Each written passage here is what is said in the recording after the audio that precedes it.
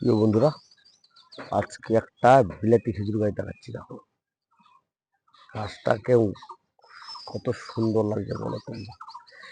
এই বিলাতি খেজুরটা আমার ওই যে সৌদির থেকে আমার ভাইপো বিদেশ গেছে, ও নিয়ে এসছে, সেইটার থেকে আমি এটা চারা করেছি। মাত্র বয়স 1 বছর। 1 বছর খেজুরের চারাটা দেখো, কেউ দর্শনটা দেখো, খালি দর্শনটা দেখো কত সুন্দর। এই গাছটা তোমরাও করো।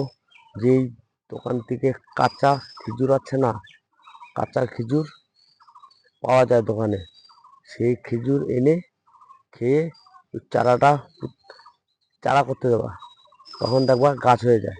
সেই খেজুর এটা, সেই খেজুর গাছ। কিন্তু এটা ফল তো দেবেই, ফল তো একটু সময় লাগবে, না হলে 3 বছর আগে ফল দেবে না এটা।